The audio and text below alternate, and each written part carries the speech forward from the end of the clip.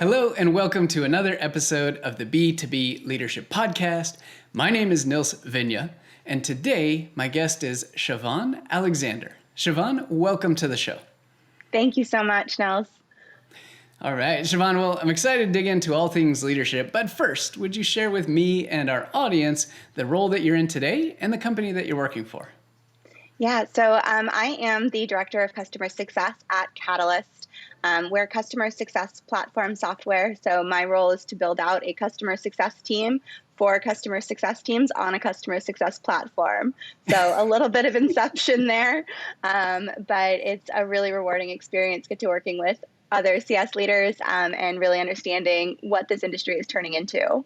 I agree 100%. And I think, honestly, you and members of other CS platform providers out there have one of the hardest jobs in the industry, period, because you're kind of held to a higher standard, right? You have a platform that is designed to support customer success teams. So therefore, you should be, quote unquote, the experts on it. And you have great content and thought leadership around these things. So I'm curious, is that a fair statement from the just observation from the outside? Is it put more pressure on you to do things in a very specific and an efficient way internally so you can tell the story to customers? How do you guys think about being the leaders, not only from a content perspective, but actual from a practice perspective?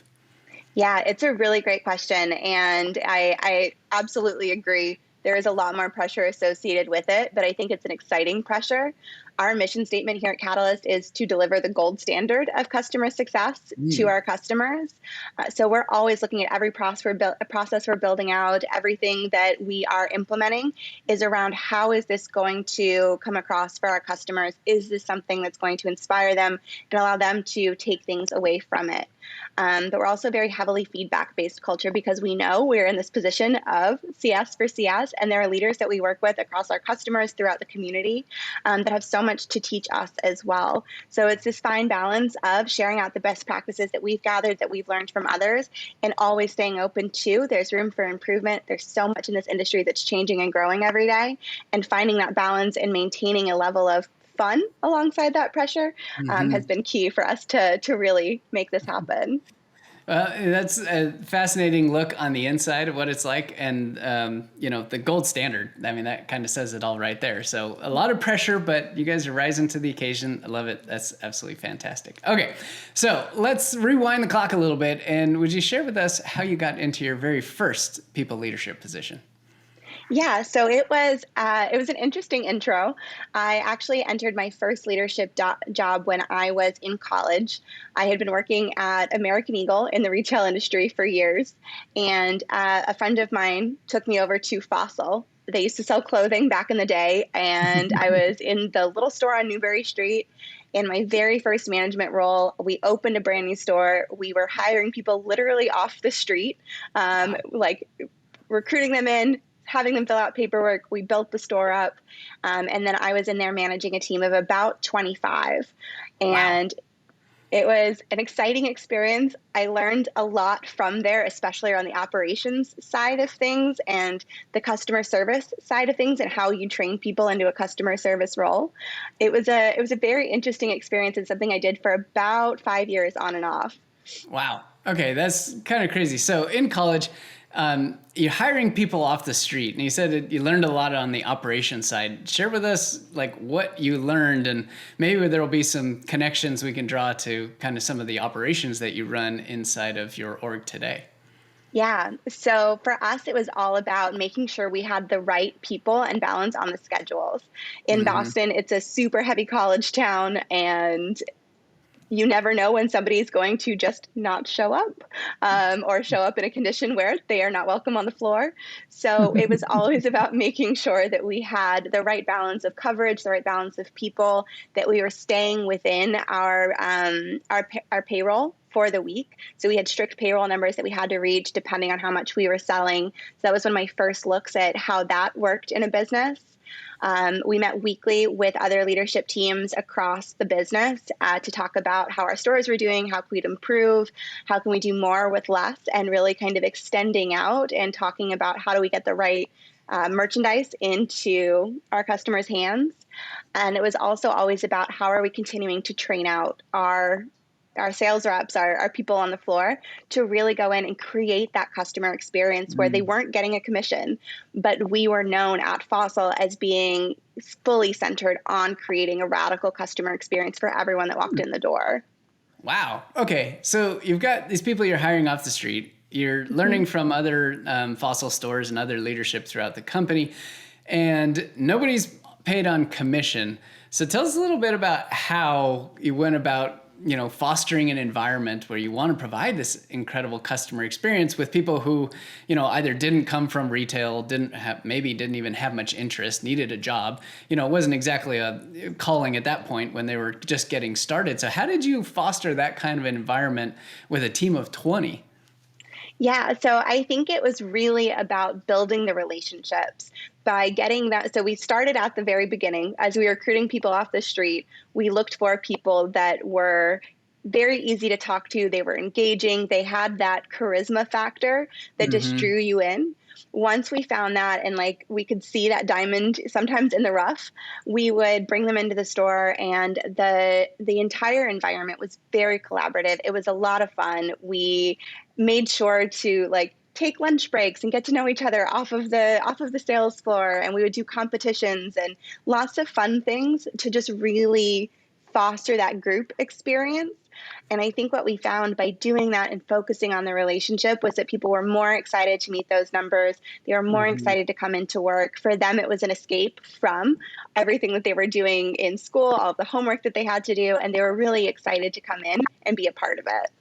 Wow, that's really powerful and speaks volumes to just what can happen when you invest in relationships with people, when you have a shared bond and against a shared mission of creating an incredible customer experience. And they wanted the escape. They actually wanted to be there. And who cares if they got paid commission or not? They wanted to be part of that. That's really fantastic. It was fun. Good. All right. So that was the first leadership experience, and managing a team of 20 is no small feat. So then tell us, how did you get into the tech and the B2B world, post several years at Fossil? Yeah, so it was another interesting journey. I was actually a Russian language and literature major back in college. And so I left Fossil and said, I'm going to go teach English in Russia. I moved out there for about 6 months. And when I moved back, I knew that I didn't want to teach. I knew that retail probably wasn't for the rest of my life as much as I enjoyed the experience. And so I started looking around, and I actually kind of fell headfirst into a renewals role at a small startup company called Bullhorn in Boston. From there, I kind of worked my way up from renewals into account management, and then I found the field of customer success while I was at Fuse. That's also when I met one of my closest friends and mentors. She was part of our team there at Fuse. We learned the customer success world together.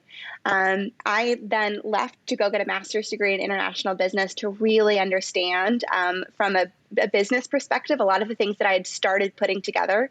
I wanted to see a holistic experience.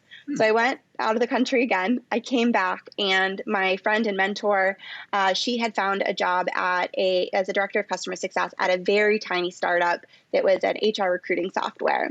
She brought me in, gave me a lead position, so I was kind of moving into that. Then we moved over into a cybersecurity company in Boston that was growing quickly.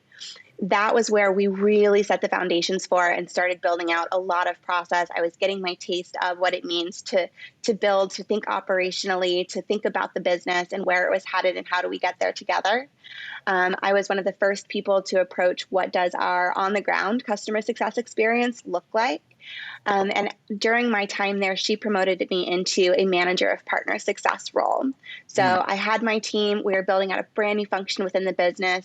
It was a really exciting chance for me to try some things on my own.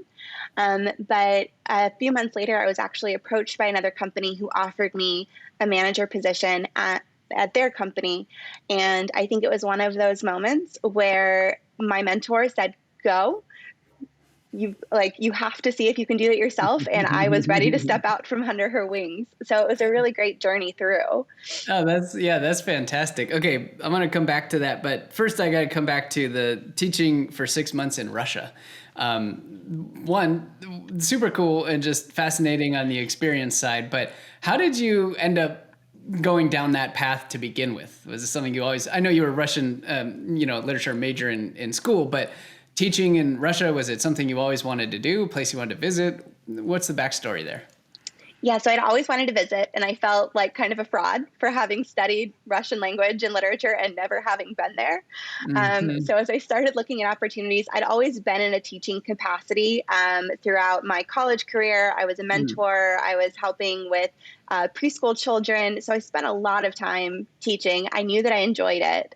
And so when the two things kind of collided, I was literally playing around on the internet, sitting in my tiny room in Boston at the time, and came across a job opening for an internship to teach in Moscow. And so I got on a plane. I had no idea who was picking me up on the other side or where I was going to live. And I just hoped that Wow. everything was going to be great. Was everything great when you arrived in Moscow, not knowing anybody or what was going to be on the receiving end? It was both amazing and terrifying. My I can grasp of the imagine. language was not as good as I thought it was. I learned very Mhm. quickly. But yeah, I spent the first 2 days, it was before we had like iPhones really. And Mhm. so I spent the first couple of days wandering around my neighborhood trying to find food or a bank and kind of asking my way around. Couldn't find it. Finally made it to a metro. Couldn't figure out the conversion rates. It was a wild experience, but one I would do over and over again. Wow, that's amazing. Okay, so you're sitting there in your apartment, you see an opportunity for an internship to jump on a plane and go to Russia and teach English there, knowing, some language. It was a very rewarding and terrifying experience at the same time.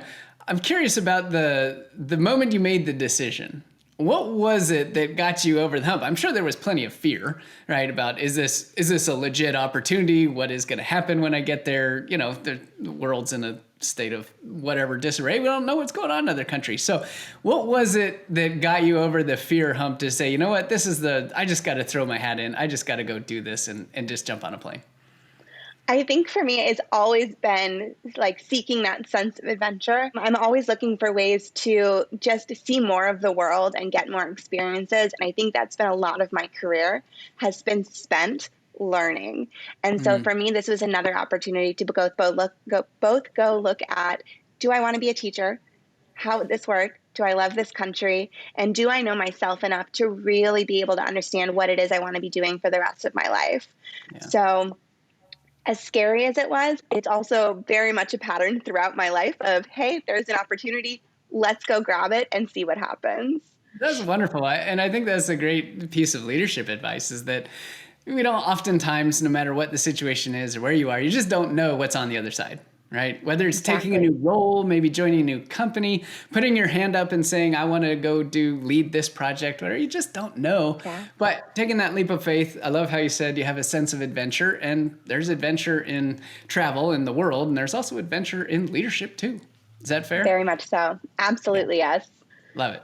Okay. So when you came back and you got your master's in international business and you said you left the country again, you went abroad to go through that program? Is that right?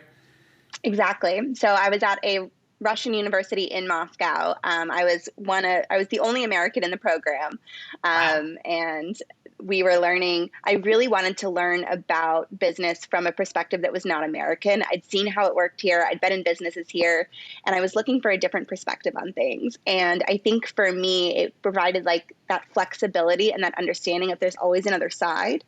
And so I Hmm. spent the 2 years there studying everything from marketing to finance to Wow. accounting. I learned how to balance a spreadsheet. It was a lot, but I loved being back in that learning environment and really understanding what it meant when people were asking me for all of these different things and to think about the impact that any process we made had on how we were going to go in the future. Wow. All right. So there's getting different perspectives, and then there's going to a whole different country like Russia and really getting a different perspective on Yeah. what the rest of the world looks like. That's absolutely amazing. My hat goes off to you for going through that experience and seeing that from just a completely different, culture. Every country has a different culture, but a completely different culture to one in the Western U.S. And we're kind of seeing some of that play out in the world right now, which is Yeah. fascinating. nonetheless. But we won't go down that path. So much more we could talk about there. But I want to talk about the transition into the B2B and the SaaS world, and this individual who you were hooked up with and had worked for I think it was about 5 years, right? When you were in various roles working for her and with her at these various companies. And then there came a point in time where you had an opportunity to go branch out and do something on your own, out from under her wing in a different place. And I'm curious if you could take us through kind of the thought process of what that was like, because you had had some great success, had wonderful positions, great responsibility, good, outcomes and everything. And then you said, it's time for me to go. What was going on at that point in time? Yeah, so I think it was one of those turning points. It was a very difficult decision, but she and I had such a transparent relationship. We were both very aware of what she wanted to do, what I wanted to do, both very motivated, both very driven. And I think that's why we connected as friends along the way. And she knew that what I was looking for wasn't necessarily going to come from this role, and that there was only so much that she could teach me given her level of experience and where she was at the time. And so her advice to me was, go try it on your own. You can't work under me forever. And I made the jump, but she's still my go-to person for anytime anything comes up. She's the first one I call and go to for advice throughout life. That's awesome. And the business world. Oh, that's wonderful. I mean, how incredible it is to have a relationship like that. And the fact that you got to work with her and for her for several years, as you transitioned into that world and as you, gained your experience and then were able to go on and be successful on your own. That's really just an incredible relationship. That's awesome. Okay. So when you came into let's talk about how you got into your current role today, because you told me a little bit about this before we got started recording, and you were actually a customer of Catalyst. Is that right? I was. I was a director of customer success at a hypergrowth cloud security company called Lacework. I went in to build out the customer success function from scratch. There was no CSMs. They had basically a blank slate and said, we want you to come in and imagine what this could be. Wow. So it was a lot to take on, but again, it was kind of that same feeling that took me from the US to Russia the first time, was that same feeling of, yes, let's go start from scratch. Let's see if all the things I've put together and everything I've learned can really come together into a real program. Okay. And so we grew very quickly. The company is truly in hypergrowth, and we went from 0 to 10 CSMs in less than a year. I had 10 direct reports. We were building process. We were trying to segment customers. We were working across technical account teams and throughout the rest of the business. And 2 months into that role, as I was kind of getting my feet settled, my boss left, the one that I had come over specifically for and was really excited to work with. So I was thrown immediately. Hang on, let's pause there for a second, because this happens frequently, and as much as we would love for it not to happen, I've heard countless stories of this and had it happen myself as well. So you went to work for this organization in part because of this leader that you were going to work for, correct? Yeah. Okay. And then within 2 months of joining, this person said, sorry, I got to go into another opportunity. And that was it. Yeah. Wow. That is exactly how it happened. Okay, so take us through what you were feeling in that moment, and what happened. Where did it take you just when you heard that news that that individual was going to move on and no longer going to be at the org that you joined to work for them after only 2 months? Yeah, so I think it's probably a very common feeling for so many people, but I went through maybe all 5 stages of grief in 10 minutes. There was anger, there was denial, there was crying, I didn't cry in front of him, but it was kind of one of those full-on moments of, oh my God, what have I gotten myself into? Yeah, right. And all 5 stages of grief in 10 minutes is the startup way to grief. I think we accelerate everything, right? It's just, okay, if you're going to go through it, fine, just do it in the next 10 minutes. Yeah, compartmentalize, move on to the next process. We're good. Okay, so in minute 11, tell us about what happened and how you overcame all those stages of grief and were like, Okay, this is now a completely different environment than it was before. Yeah. So first task was to learn as much as I could from him about what information was he pushing up to the executive team, what were his plans, what were some of the things that he had put together or projects that he was going to be working on. So I basically sat with him for as many hours he would give me in those last couple of weeks. And I said, give me everything that's in your brain, start looping me into things. I want to make sure we're prepared to carry this team and this growth forward without stalling out as we're waiting for a new VP to be hired. So Okay. that was kind of front and center. But the other part was, and going back to a lot of the relationship building I'd learned over the years, was if I was going to be able to build this team correctly and create a place for ourselves, because we were a brand new team, the company didn't know what Yeah. CSMs looked like at Right. Lacework. So the next step was really to focus on building out relationships and getting buy-in on the processes that we were creating and the team that we were building.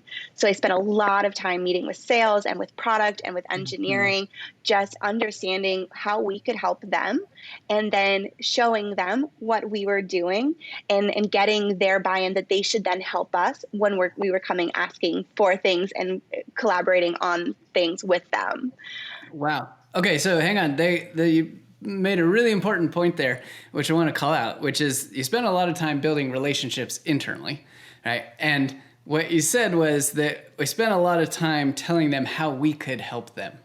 And that was the lead in when you were meeting with sales and meeting with product and meeting with engineering.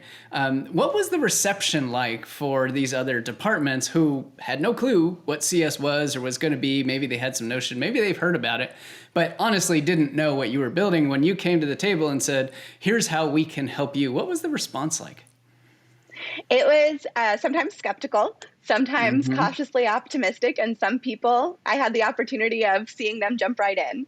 But I think, especially in a startup environment and when you're moving at that kind of speed, everybody has a list of things that they aren't able to get to, or they're worried about how it's going to get done, or they're missing a connecting link between other parts of the company. And so by coming in and really putting CSMs at the center of that and showing how we can streamline communication, we can help you prioritize, we can help make sure that those upsells are coming through the door for you.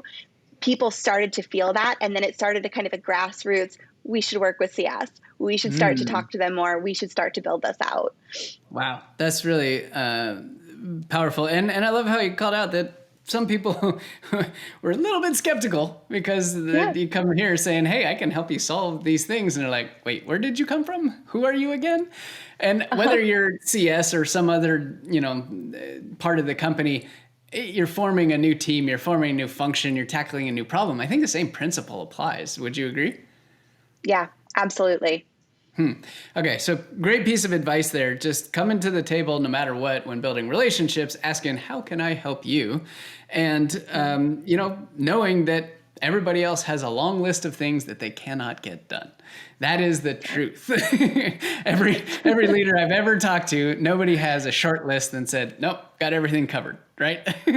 Right. So when someone comes knocking and says, how can I help you reduce that long list into something shorter or solve a strategic problem that's really important? Poof, you're the first person they're going to think of. And that's a wonderful thing. Awesome. Just such good Yeah. advice. Okay. So let's pick up from there. We had to drill down on that piece because that is such a common occurrence, I would say, but is also can be completely unsettling. And, did it at any point, before we move on, at any point, did you consider throwing in the towel or just like this is no longer the right situation for me? Or were you just gung ho from a minute 11 on? So I think, especially because I'd already started to hire, I already had a map for this is what we want to do and this is what CS can bring. And I've been so Mhm. passionate about customer success. Yeah. And I actually wrote my thesis on it in my master's program. And Oh, I believe that CS can be such a powerful piece of any organization. And yeah. so I came in and I said, I've got a team that I believe in, I've got a path that I believe in, and I've got a company that I believe in. Let's do it. So as again, as terrifying as it was let me rely on it. Like there was so much of it that was collaborating with the people around me, the people on my team, my peers, the people above me. None of it could have gotten done if it wasn't for them, because we were all learning, all growing along the way. And that team was building right alongside me and creating what is still in process today at Lacework. Wow. So That's it was really fantastic. exciting. Yeah. Okay. So you wrote your thesis on CS in your master's program, which was in a Russian university. What was the title of your thesis? Let's start there. So it was Globalization Abroad, how Uber localized customer success in different countries around the world. Okay, fascinating. I was wondering if it was specific to SaaS or specific to things, but in localization, I get it. That's absolutely just interesting. Would have been fun to know what the Russian world looked like, what the Russian environment in that institution thought of Uber and thought of a lot of these Western SaaS businesses, thought of customer success. Is it a concept that even exists in the form that we think about it? And that's really interesting. You were the only American there, bridging those two worlds. That's really cool. Really cool. It was amazing. And yet they were not at a point when I was studying that customer success was even on the radar. When I started talking about it, they're like, go meet with our customer experience teacher. Yeah. And she Mm-hmm. was much more focused on like the retail experience, which we connected with. Yeah. But it was seeing it in the SaaS world and playing with that information there was just, there's so much that can be done. It's such an open space right now that it's really Yeah. where my passion has been. Yeah, that's fantastic. Okay, cool. All right, so you're building this team, and you eventually bring on Catalyst as a vendor, and you start using their platform. Tell us, how did you end up going from that team into Catalyst? Yeah, so it was a faster move than I ever expected. But I think what had happened was it was a culmination of several different pieces all at once. We had been building, growing super fast, and at about 8 months in, we had a new VP of customer success hired, which we were all super excited about and waiting for. But I had never had a chance to meet him in his interview process. And when he came in, he had his own vision of like, here's how we do things, get on board or get out. And so I Okay, spent several months. hold on, because Uh-huh. that there's a lot to unpack there, and I've certainly been in similar situations. I know a lot of our audience has as well.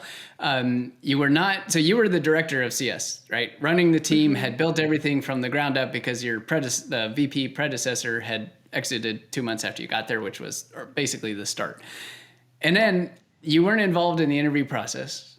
And then this individual came in and just sounds like just made a mandate that this is it. If you don't want to be part of this, leave. That was Yeah. as much as you got from that individual? Wow. That was about it for the several months we worked together. That's intense. So That's intense. it was quite the adjustment. But I looked at it even then as a learning experience because these things happen, especially in startups. It's so much turnover. There's so many people changing roles and getting other opportunities. And I looked at it at first and I said, this is an opportunity for me to understand like how I can share with him our vision, how we can get on board together about how do we take this team to the next level. Because at that point, I was so invested in my team and their growth and the success of the business that I was going to do anything to make it work. Okay. And Did that happen? What did he entertain that conversation? So he entertained it and then unfortunately dismissed it fairly quickly. So at that point, I was just really focused on, okay, I'll do what needs to get done, heads down, anything I can do to support the team, that's where I'm going to be. Okay. So I was in that kind of moment. And at the same time, I had done all of the evaluations of customer success platforms before he got there. He had signed off on bringing in Catalyst, and I spent my Christmas break that year implementing Catalyst for our team. I built out the whole instance. I was putting all of these processes that we'd been building out into the platform. I got my team's buy-in on, yes, this is how we want it. They were giving me feedback, suggestions on if we could do it this way, that way, building it all out. at the same time, I was also having the experience of working with CS for CS. And being the CS nerd at heart that I am, the minute that they said that they were building the team here, I raised my hand and I said, I know this isn't usual, but I would really like to have a conversation about the opportunity. Wow. So Okay. So there wasn't even they were building a team. Like that was as much context as you knew, aside from the platform and everything you did. And you raise your hand and you literally send an email to CEO perhaps and say, hey, I would like to have a conversation about, becoming part of your team. Is that as simple as it was? So it actually was even simpler than that. I was on the phone with the CSM for our team, Yeah. and she said, hey, we're looking for a manager. And I said, really?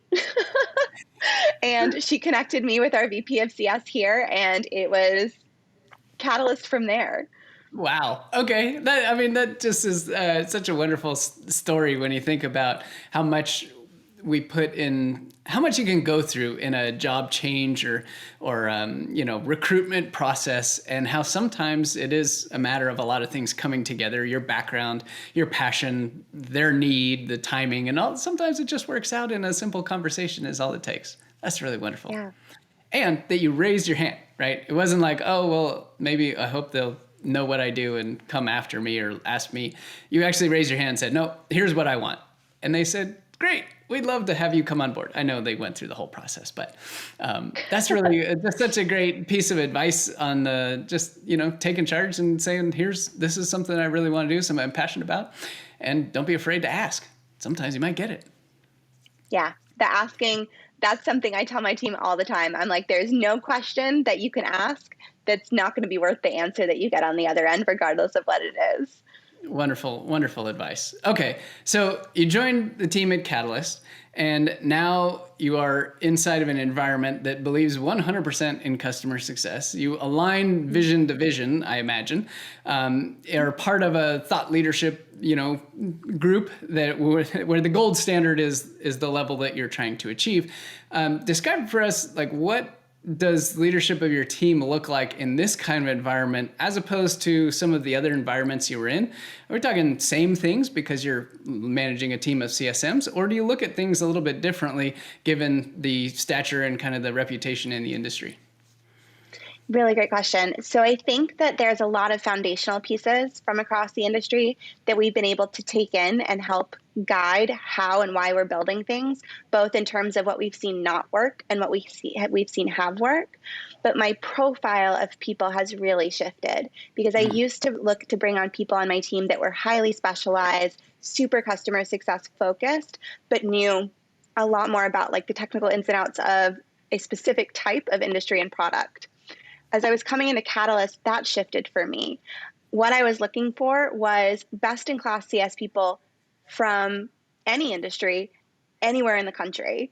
And I said, I want the best people. I don't care what platform they're working on, as long as it's SaaS and as long as they love customer success. Mm-hmm. And my reasoning behind it was really like, if we are actually going to build this team, it can't be from a single perspective. It has to be like a melding of the minds to really make sure we are having a robust and very fruitful conversation, feedback back and forth within the team as we are building this out. Wow, cool. So share with us a little bit about how you foster that. You've recruited this diverse team, lots of different perspectives, different experience, backgrounds, et cetera. How do you make sure that diverse perspective maintains? Because you all think about the same things every day, but how do you keep that fresh on a regular weekly and monthly basis? Yeah. So we have several ways of trying to do that here. One of which is that we have a weekly meeting every week on the calendar where the agenda is not mine. It's not anyone in the management teams. It's theirs. And the goal is for them to bring in things that are working really well for them that they want to share with the rest of the team, things that they're struggling with to get input or to brainstorm, new process that we're rolling out that they have tried out and they are coming back and saying, this is working really well. This is what I've improved to make it work even better, or this is not landing. We need to revisit. And we've kept it a very open environment around, I encourage them to bring those things to the table and to really talk about it.